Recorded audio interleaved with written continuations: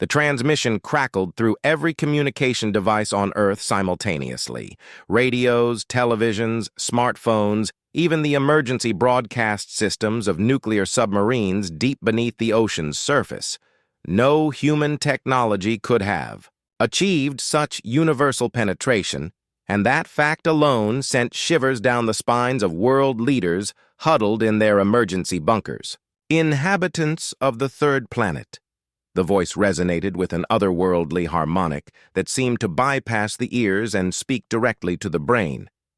I am Veltharion of the hegemony of suns. Your world has been catalogued and assessed. You will provide tribute.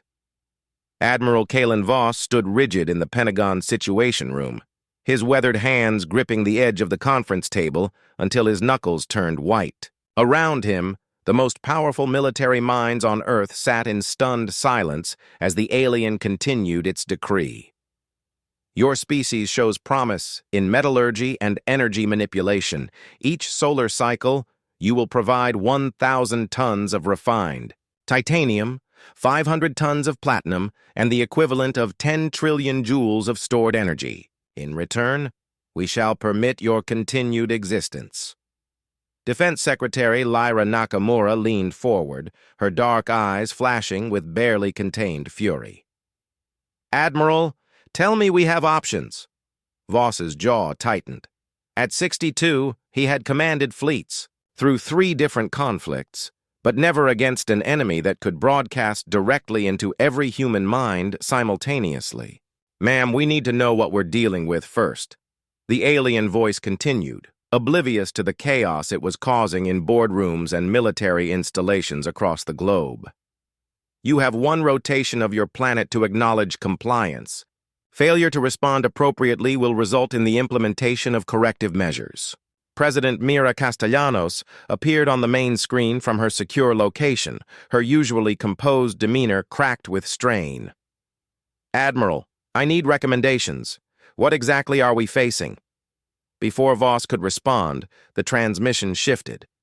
Images flooded the screens, vast ships the size of Manhattan floating in the void between stars, their surfaces gleaming with an alien architecture that hurt to look at directly. Energy weapons that could crack moons, planets stripped bare, their surfaces scarred with mining operations that left entire continents as empty craters. These are the fates of those who refused tribute. Veltharion's voice carried an almost bored tone, as if the destruction of entire civilizations was merely an administrative detail. The hegemony has brought order to 47 systems. Compliance ensures prosperity. Resistance ensures inconvenience. The images faded, leaving only the alien's final words echoing in the shocked silence. We await your response. General Raven Thorne, head of Space Command, was the first to break the silence. How long do we have to prepare? 24 hours. To respond, Voss said grimly. But preparation? That started the moment they made their demand. He turned to face the room full of military leaders. Gentlemen, ladies, they asked for tribute. They're about to learn that humanity doesn't pay tribute. We collect it. Castellanos nodded slowly. Admiral, you have authorization for Project Thanatos. All of it. Understood, Madam President.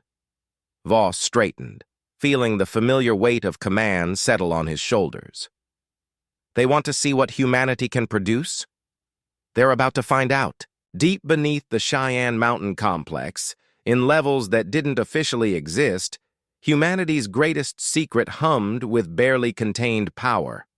Admiral Voss strode through corridors lined with quantum processors, each one calculating trajectories and weapons yields for scenarios the public could never imagine. Report, Commander, Voss called to the figure hunched over a holographic display showing the solar system. Commander Zara Okonkwo looked up, her cybernetic eye glowing softly as it processed streams of tactical data. Admiral, our deep space? Reconnaissance drones have located their fleet. 12 vessels, each approximately 2 kilometers in length, holding position just beyond Neptune's orbit. Only 12? General Thorne raised an eyebrow. Either they're incredibly confident, or incredibly stupid. Voss studied the holographic projections rotating before him. The alien ships were impressive, sleek predators designed to project power and instill fear. But they were also exactly what humanity had been preparing to fight for the past 30 years. Commander, activate the Lazarus Protocol. I want full disclosure to department heads only. Okonkwo's remaining organic eye widened slightly. Sir, are you certain? Once we reveal the Prometheus fleet, there's no going back to the old paradigm. The old paradigm died the moment they demanded tribute from Earth, Voss replied coldly. Holographic display shifted, and suddenly the solar system looked very different. Where before there had been empty space, now hundreds of contacts appeared, ships that had been running silent, their stealth systems so advanced they were invisible even to Earth's own sensors, unless one knew exactly where to look. Sweet Mother of God, breathed Colonel Dmitry Volkov, the grizzled head of orbital defense. How long have they been up there? The first ships launched in 2051, Voss explained, his voice steady despite the magnitude of what he was revealing. After the Beijing Accords, when we realized that first contact would likely be hostile rather than diplomatic. We've been building and deploying for 24 years. The display zoomed in on various vessels. Unlike the alien ships with their organic curves and intimidating aesthetics, humanity's war fleet was pure function over form. Angular, brutal-looking constructs bristling with weapons systems that had been tested only in simulation. The UES Retribution-class dreadnoughts, Okonkwo narrated as the display highlighted the largest vessels. 12 ships, each mounting fusion lances capable of punching through a moon. The Vengeance-class battle cruisers, 36 ships designed for rapid deployment and overwhelming firepower. And the Wraith-class stealth frigates? Thorne asked, noting the smallest contacts on the display. 240 of them, Voss smiled grimly, each one equipped with quantum torpedoes and phase shift capabilities. They can literally exist between dimensions long enough to penetrate any known shielding technology. Colonel Volkov shook his head in amazement. The resources alone? How did we keep this secret? Because while the aliens were studying our public technology, our cars, our computers, our conventional weapons, we were learning from every science fiction story ever written, every war game ever played, every tactical mistake ever made. Voss gestured to the display. They see us as primitive metallurgists. They have no idea we've been planning for this conversation for decades. The communication array crackled to life. Veltharian's voice filled the command center, smug and condescending. Inhabitants of Earth, your compliance period draws to a close. We detect no preparations for tribute delivery. This is disappointing. Voss stepped forward to the communication console, his hand hovering over the transmission key. Around him, the command center fell silent. Every person present understood they were witnessing history. Time to respond, Admiral. President Castellanos' voice came through the secure line. Voss pressed the key. This is Admiral Kalen Voss, of the Terran Defense Force. We've considered your offer, Veltharian. A pause. Then laughter, a sound like grinding metal. Terran Defense Force? How quaintly optimistic. Very well, Admiral. Have you prepared our tribute? Oh, we've prepared something for you, Voss replied, his voice carrying the weight of humanity's collective rage. Just not what you expected. What we've prepared, Admiral Voss continued into the comm, is a demonstration of why you should have done your homework before making demands of humanity. The silence that followed was telling. Veltharian's previous responses had been immediate, confident. This pause suggested the alien was consulting with others, perhaps trying to understand what the primitive Earthlings could possibly mean. Admiral, came Veltharian's voice, now carrying an edge of irritation, your species' capacity for self-delusion is remarkable. We are offering you a generous arrangement. Submit, and your world continues. Resist and— Commander Okonkwo, Voss interrupted, cutting off the alien transmission. Implement Revelation Protocol. Let's show them what they're really dealing with. Across the solar system, humanity's hidden fleet began to decloak. The stealth systems that had kept them invisible for decades powered down in carefully choreographed sequence, revealing the true scope of Earth's military preparation. On the bridges of the 12 alien vessels, confusion reigned. Where moments before their sensors had shown empty space, now hundreds of human warships materialized like ghosts becoming solid. The aliens' tactical displays lit up with warning indicators as targeting systems locked onto their hulls. Commander Okonkwo's voice carried across the command center as she coordinated the reveal. Retribution-class dreadnoughts Alpha through Lambda, full power to forward shields and main batteries. Vengeance-class battle cruisers assume attack formation Omega-7. Wraith frigates begin quantum displacement protocols.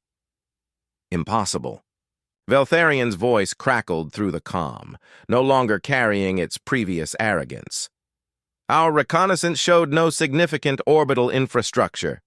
Your species lacks interstellar capability. Your reconnaissance, Voss replied calmly, saw exactly what we wanted it to see. While you were cataloging our public technology, we were building a fleet specifically designed to kill things like you. General Thorne leaned over to Colonel Volkov, his voice barely a whisper. Look at their formation. They're scattered. No. Defensive posture. They really thought this would be easy. The tactical display showed the alien fleet beginning to move, their organic-looking ships starting to group together as they realized the magnitude of their miscalculation. But they were reacting to a situation humanity had been planning for decades. All vessels, Voss commanded. You are authorized to demonstrate our capabilities. Target their propulsion systems. Let's show them what happens when they threaten Earth. The UES Prometheus, flagship of the Retribution class, fired first. Its fusion lance, a weapon that channeled the power of a star into a focused beam, reached across space and struck the leading alien vessel. The ship's shields flared brilliant white before collapsing entirely, and the beam carved through the hull like a sword through paper. But it wasn't destroyed. The aliens' technology was impressive, their ships clearly designed to absorb tremendous punishment. The wounded vessel limped backward, its propulsion systems crippled but its weapons still functional. Interesting, observed Commander Okonkwo, her cybernetic eye analyzing the damage patterns. Their shields are more advanced than we anticipated, but their hull composition is actually weaker. They rely heavily on deflection rather than absorption. Adjust targeting protocols, Voss ordered. Wraith frigates begin phase shift attack runs. Let's see how their shields handle weapons that don't technically exist in this dimension when they fire. The Wraith-class frigates seemed to flicker out of existence, their quantum drives allowing them to step briefly between dimensions. To the aliens, it appeared as though the small human ships had simply vanished. Then the torpedoes began to detonate inside their hulls, the phase-shifted weapons materializing past their shields before exploding. Two alien vessels lost power completely, their crews undoubtedly scrambling to understand how solid projectiles had appeared within their own ships. A third began to list heavily as its internal bulkheads failed. "Admiral," came Veltharian's voice, now stripped of all arrogance and carrying something that might have been fear. "This is not possible. Your species was classified as pre-interstellar. These weapons, this fleet. Where did you acquire such technology?" Voss smiled coldly. "We built it ourselves, Veltharian. While you were conquering primitives who cowered at your arrival, we were asking ourselves a very different question. How do you kill a god?" The remaining alien ships were attempting to retreat, but they found themselves surrounded. The human fleet had positioned itself with tactical precision that spoke of years of preparation and simulation. "The answer," Voss continued, "is that gods bleed just like everyone else. You just need the right weapons." The alien fleet's retreat became a rout as humanity's true capabilities were unleashed. Commander Okonkwo orchestrated the engagement. With surgical precision, her enhanced mind processing tactical data faster than any organic brain could manage. Veltharion, Admiral Voss's voice carried across space with cold authority.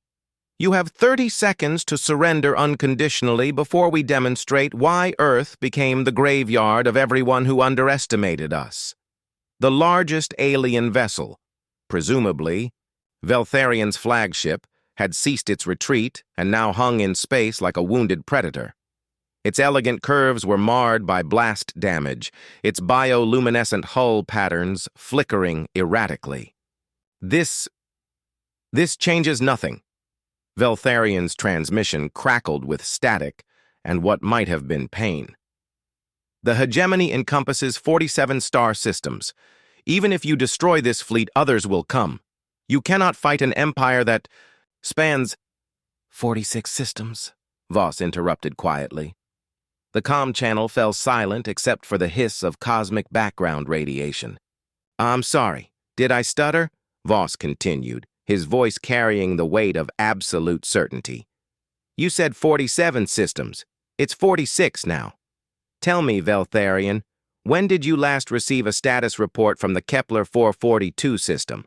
The command center, General Thorne felt his blood run cold. The implications of what Voss was suggesting were staggering.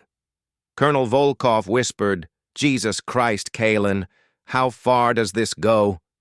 The Kepler system, Veltharion's voice had changed completely now, becoming something approaching panic. That's impossible. The hegemony maintains constant communication with all member systems. If something had happened to Kepler 442, we would know immediately. Would you? Commander Okonkwo stepped forward to the communication console, her cybernetic eye pulsing with data streams. Your communication relies on quantum entanglement networks, correct? Very advanced, very secure. Also very vulnerable if someone figures out how to introduce cascade failures into the quantum matrices.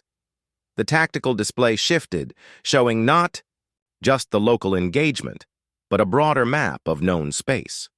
Red indicators began appearing on various star systems, systems that, according to the display, were no longer responding to communication attempts. Kepler 442, Gliese 667c, Wolf 1061, Okonkwo enumerated coldly. 12 systems in total, each one representing a critical node in your communication and supply network, each one currently offline. You're lying, Veltharion's voice cracked with desperation. Your species lacks interstellar travel. You cannot possibly have reached... Can't we? Voss asked. You studied our public technology, Veltharion. Our cars, our phones, our primitive rockets. Did you bother to study our fiction? Our games? Our dreams? The display zoomed in on one of the red indicators. The image showed a star system in chaos. Alien installations burning, massive space stations cracking apart like broken toys, and sleek human vessels moving through the destruction with lethal efficiency. We've been planning this conversation for 30 years, Voss continued. Not just this fleet, not just these weapons. We've been planning what comes after. While you were cataloging worlds to strip mine, we were building the infrastructure to wage interstellar war. The quantum gates, Veltharion whispered, the words barely audible through the static. Exactly.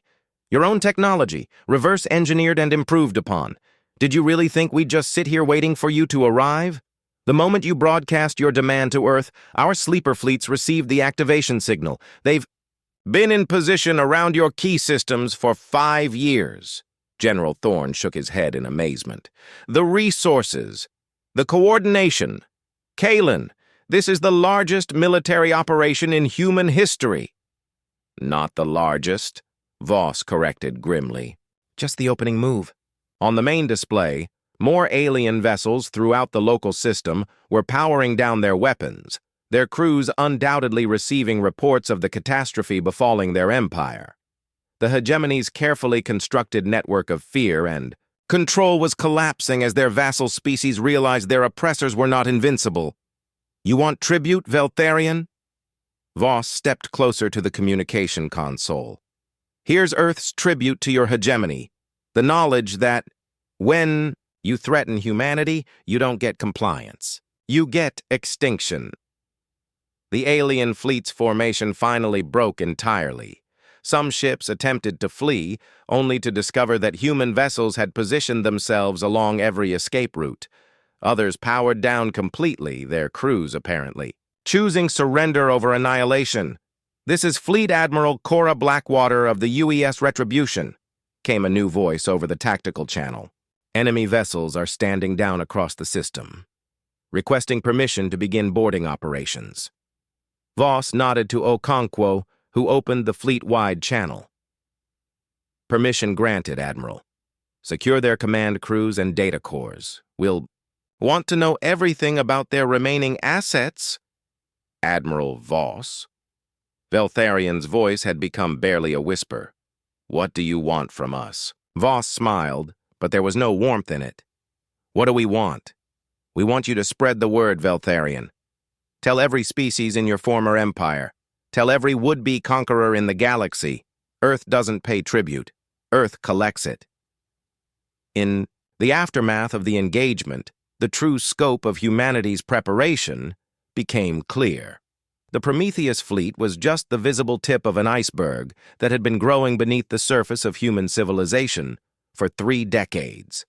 Admiral Voss stood in the observation deck of the UES Retribution as it docked with Veltharian's flagship. Through the reinforced transparasteel, he could see the alien vessel's biomechanical architecture up close, a fusion of grown tissue and manufactured components that spoke to a very different evolutionary path than humanity had taken. "Admiral." Commander Okonkwo approached, her cybernetic eye dim as she processed the intelligence coup they'd just achieved. "The data we've extracted from their systems is extensive. The hegemony wasn't just a military force. They were a civilization that had existed for over 3,000 years. Voss noted the past tense. How extensive is the damage to their infrastructure? Catastrophic. When we severed their quantum communication network, we didn't just blind them, we triggered cascade failures throughout their administrative systems. Their tax collection, resource distribution, fleet coordination, all of it was interdependent. Without their central hubs, individual systems are reverting to local control." General Thorne joined them at the observation window, his weathered face reflecting the strange light from the alien ship. "The irony is beautiful in a way. They conquered through superior coordination and technology. We beat them with superior coordination and technology." "It's more than that," Voss replied thoughtfully. "They conquered by being the strongest predator in any given system. We won by understanding that wars aren't fought by individual ships or even individual fleets. They're fought by entire civilizations. The boarding party had successfully penetrated the alien flagship." Fleet Admiral Blackwater's voice crackled through the comm. "Admiral, we have Veltharian and his senior staff in custody. You're going to want to hear this. Patch him through." Veltharian's voice, when it came through the speakers, carried none of its former authority. "Admiral Voss, I must ask, how long have you been planning this?" "Which part?" Voss asked mildly. "The fleet, the deep space operations, the infrastructure to support interstellar warfare, or the complete dismantling of your empire?" "All of it. The coordination required, the resources. Your species achieved in decades what took the hegemony centuries to build. That's because you built an empire, Veltharian. We built a weapon." Voss gestured to the tactical displays surrounding them, showing human fleets now operating throughout what had been hegemony space. Every science fiction story about alien invasion, every strategy game about galactic conquest, every nightmare scenario our species ever imagined, we used all of it. We didn't just prepare for you specifically. We prepared for every possible threat the universe might throw at us. But the cost? Veltharian's voice carried what sounded like genuine bewilderment. The resources your species diverted from other pursuits, the secrecy required, the risk of discovery. was nothing compared to the cost of submission, Commander Okonkwo interjected. While you were building a civilization based on tribute and fear, we were building one based on preparation and paranoia. Every human who contributed to this project knew they might never see the results. They did it anyway. The observation deck's main screen activated, showing President Castellanos broadcasting from the White House. Behind her, the flags of every nation on Earth stood in unity, a sight that would have been impossible just days. Ego. Citizens of Earth, the president began. Today, humanity took its place among the stars, not as subjects, but as liberators. The fleets that defended our world carry a message to every corner of the galaxy. Freedom is not negotiable. Voss watched as the broadcast continued, showing footage of alien worlds where human forces were helping former hegemony subjects establish their own governments. What had begun as Earth's defense had become a galactic revolution. You have to understand, Veltharian, Voss said quietly into the comm. We didn't plan this just to defeat you. We planned it to make sure nothing like you could ever threaten anyone again. What happens to my people now? Veltharian asked. The hegemony species. Will you subject us to the same fate we imposed on others? Voss was quiet for a long moment, watching human and alien crews working together to establish new communication networks designed for cooperation rather than control. That depends entirely on what you choose to do next, he finally replied. The age of empires is over, Veltharian. The age of cooperation has begun. You can be part of that future, or you can be a footnote in its history. 6 months after the fall of the hegemony, Admiral Voss stood in what had once been the Empire's central command station, a massive construct at the gravitational balance point between 3 star systems. Now it served as the headquarters of the Galactic Cooperation Council, humanity's answer to the power vacuum they had created. The transformation was remarkable. Where once the station had been a monument to imperial authority, all sharp angles and intimidating architecture designed to remind visitors of their subjugation, it now bustled with representatives from dozens of species working together on the mundane but crucial tasks of interstellar governance. Admiral, came a familiar voice behind him. Veltharian approached, no longer in the elaborate regalia of a hegemony commander, but in the simple uniform of a council liaison.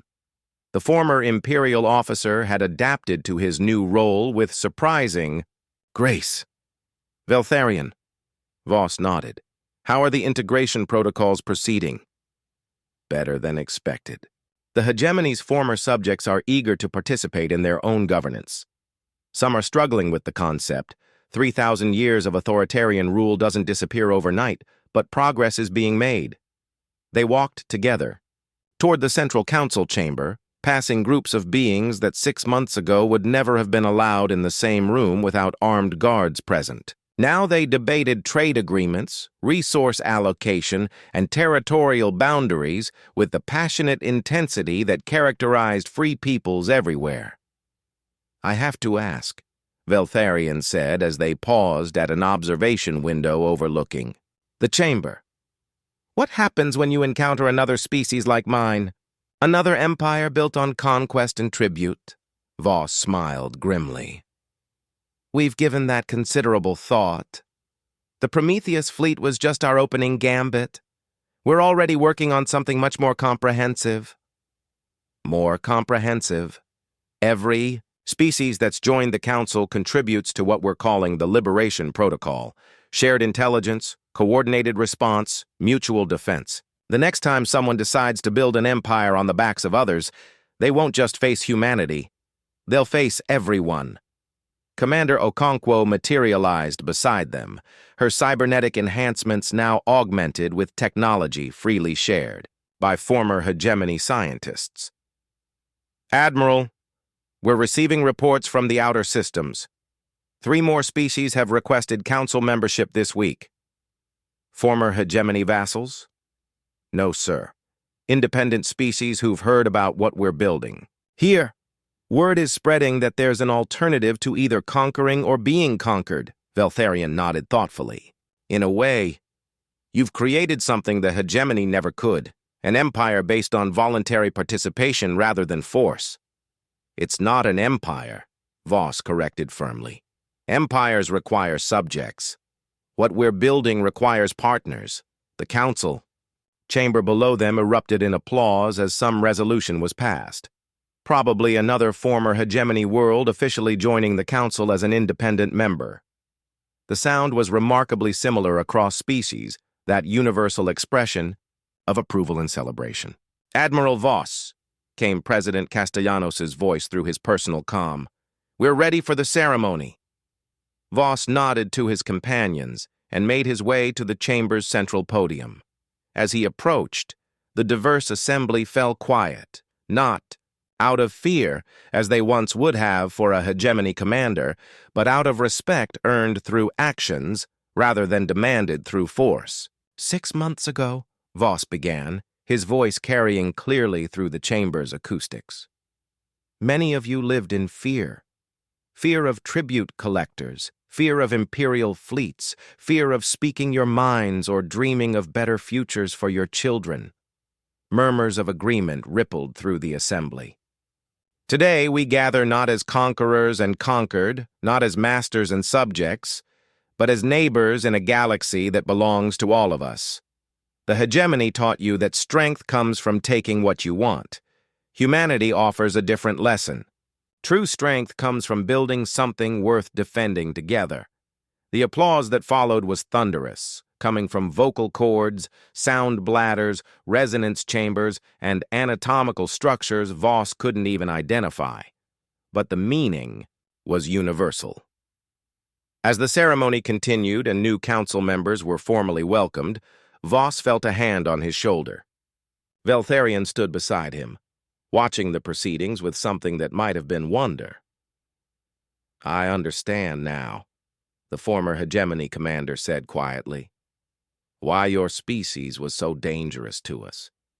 It wasn't your weapons or your ships or even your tactics. It was your refusal to accept that the universe had to be the way we made it. Voss nodded. The aliens asked Earth for tribute, Veltharion. What they got instead was a lesson that the galaxy had been waiting 3,000 years to learn. There's always another way, and someone willing to fight for it. Outside the station's viewports, the stars shone with the promise of infinite possibilities, and for the first time in millennia, every species in the galaxy was free to reach for them.